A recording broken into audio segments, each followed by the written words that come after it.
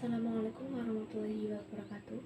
Perkenalkan, nama saya Yusniara Maroji Istiatin dari Prodi Farmasi Reguler semester 2.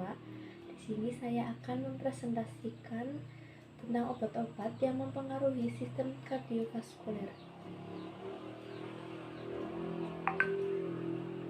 Yang pertama ada jantung. Fase 0 depolarisasi cepat, yaitu sel semula dalam potensial membran istirahat yang sebenarnya mengalami depolarisasi setelah mendapat arus depolarisasi dari sel di sebelahnya. Tingginya konsentrasi ion Na+ ekstrasel serta peningkatan konduktansi kanal ion Na+ memicu perpindahan Na+ ke dalam intrasel. Hal ini meningkatkan potensial membran istirahat ke arah positif secara lambat hingga mencapai ambang batas voltas. Pada saat yang sama konduktansi ion K+ berkurang. Yang selanjutnya fase 1 yaitu repolarisasi parsial. Fase ini kanal K+ terbuka sehingga ion K+ masuk ke dalam sel. Fase yang kedua ada plateau. Fase ini kanal kalsium tipe L long-lasting tipe pun terbuka ketika potensial membran mengalami depolarisasi hingga 40. Ion K+ masuk secara perlahan sehingga memperlambat repolarisasi dan memicu fase plateau. Selanjutnya ada fase ketiga yaitu repolarisasi, peningkatan konduktansi ion K+ dan penurunan konduktansi Ca++. Fase 4, fase istirahat, yaitu potensial membran istirahat sebenarnya yang merefleksikan tingginya konduktansi ion K+ serta kadar Na+ dan Ca+ yang rendah. Selanjutnya ada pembuluh darah, yaitu prostanoid, nitric acid, tidak vasoaktif, endothelin derived hyperpolarin factor (EDHF). Selanjutnya ada sistem syaraf, yaitu simpatik, parasimpatik, dan yang terakhir adalah ginjal. Obat yang meningkatkan kontraksi sel otot jantung yaitu yang pertama glikosida jantung, menghambat natrium K ATP fase pada membran jantung sehingga meningkatkan kontraksi otot jantung, digoxin dan digitoxin. Yang kedua yaitu simpatomimetika. Untuk meningkatkan curah jantung pada terapi gagal jantung hanya diberikan secara intravena dobutamine. Obat gagal jantung ini adalah ketidakmampuan jantung dalam memompa darah dengan kecepatan yang cukup untuk memenuhi kebutuhan metabolik jaringan atau organ. Gagal jantung terdapat 3 poin yang menjadi sasaran pengobatan yaitu peningkatan kontraktilitas sel otot jantung, penurunan beban kerja jantung, dan pengaturan kelebihan cairan dalam plasma. Obat antiaritmia merupakan gangguan ritme normal jantung karena terjadi malfungsi sistem konduktivitas elektrik. Malfungsi dapat menyebabkan perubahan pada frekuensi denyut jantung, ritme jantung, pengaturan, dan tempat asal impuls.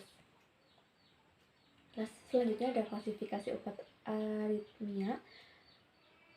Kelas 1 pengeblokan kanal ion natrium, bekerja menghambat kanal ion natrium yang tergantung volatase propanamid 1A, lidocaine 1B, dan flecainide 1C.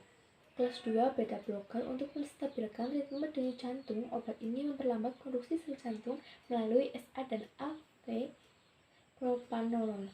Kelas 3 penghambat kanal ion kalium, menghambat kanal ion kalium sehingga memperpanjang fase repolarisasi untuk panjang durasi. Potensial aksi tanpa mempengaruhi depolarisasi beryllium, amiodaron, dan statolol. Kelas 4 penghambat kanal ion kalsium, memperlambat konduksi sel jantung melalui nodus AV dan meningkatkan periode refractory verapamil dan dilithiazid. Yang terakhir ada obat aritmia lainnya. adenosin aktivitas pada reseptor M2 akan membuka kanal ion kalium, menghasilkan peningkatan eflux ion kalium sehingga mengakibatkan hiperpolarisasi sehingga melawan aktivitas pacu jantung. Dekoksi obat alternatif digunakan untuk mengontrol kecepatan denyut ventrikuler dalam fibrinasi atau getaran pada atrium. Selanjutnya yaitu ada obat antihipertensi. Obat yang mempengaruhi resistensi perifer, alpha blocker, kalsium antagonis, golongan nitrat. Yang kedua ada obat diuresis yaitu thiazid, furosemid, diuresis hemat kalium. Terus obat yang mempengaruhi sistem renin angiotensin itu ada ACE inhibitor, antagonis reseptor angiotensin 2. Obat yang mempengaruhi curah jantung yaitu non-selective beta blocker, selective beta blocker. Dan yang terakhir ada obat bereaksi pada pulsat yaitu central blockers. Obat yang mempengaruhi hemostatis merupakan proses fisiologi untuk mencegah pendarahan dan menjaga aliran darah dari darah reguler. Proses ini berkaitan dengan penghentian pendarahan oleh vasokonstriksi dan koagulasi. Obat anti-agregasi platelet ada TXA inhibitor, phosphodiesterase inhibitor, platelet gepelid, penghambat agregasi tergantung ADP. Obat antikoagulasi ada antikoagulasi injeksi, heparin, antikoagulan oral, warfarin, dan dicomarol. Agen trombolisis organisasi pertama dan generasi kedua. Obat untuk terapi anemia, kondisi di mana kadar hemoglobin plasma di bawah normal terjadi bila kadar hemoglobin darah di bawah nilai 120 dan 130.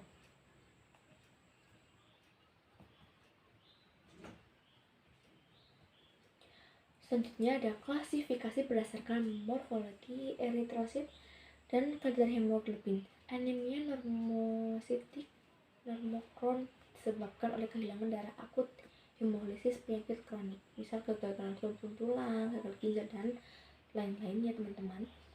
Selanjutnya ada anemia makrositik normokron disebabkan gangguan sintesis asam nukleat dan DNA pada kondisi defisiensi vitamin B12 atau asam fosfat.